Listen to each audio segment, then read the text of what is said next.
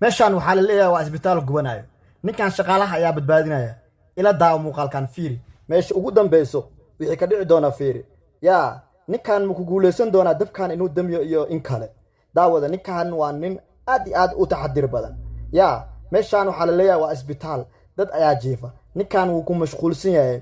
meeshuu damina iyo meesha kale ayuu kala garan la'yahay balse talow ma ku guuleysan doonaa ninkan inuu dabkan damiyo hadduu damiyo ninkan waxaan leeyahay aniga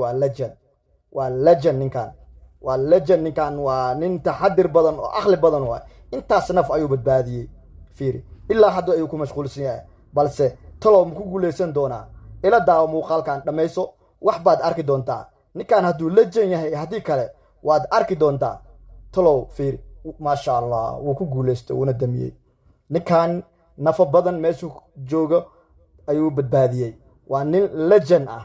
wuu ku guuleystay inuu damiyo dabka ugu dambeyntii siduu dabka u qaxay intuusan meel kale qaban ayuu ninkan wuxuu sameeyey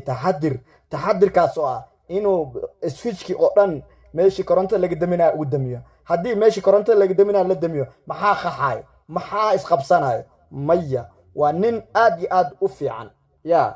talow soomaalida ma ku dhiiran lahayd adiga i daawanaya soomaali o dhan ayaanan dhihine adiga i daawanaya miyaad ku dhiiran lahayd dhibaatadaas meesha ka dhici lahayd inaad badbaadisid mise albaabka kale ayaad ka bixi lahayd waad carar lahayd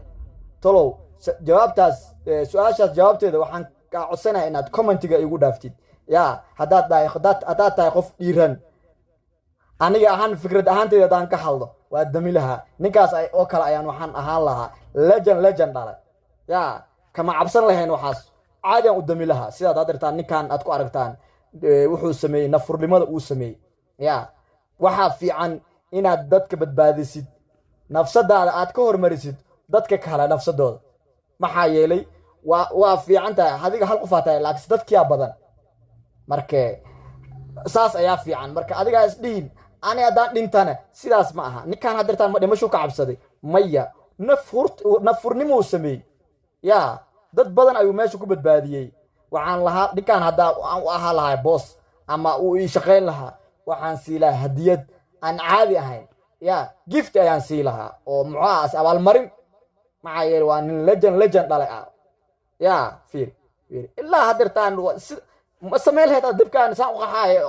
meesha u qabsanaya inaa hor istaagtid jawaabtu ma maya waa ku ogaha aniga yaa waad cabsan lahayd yaa fiir meesha wax ka qaxaaya de yaa fiir qaxa meesha ka dhacaya fiir sho wallahi billahi taala waa xanuun badan tahay wallahi haddaa meeshaan joogi lahayd waa ku ogahay waa baxsan lahayd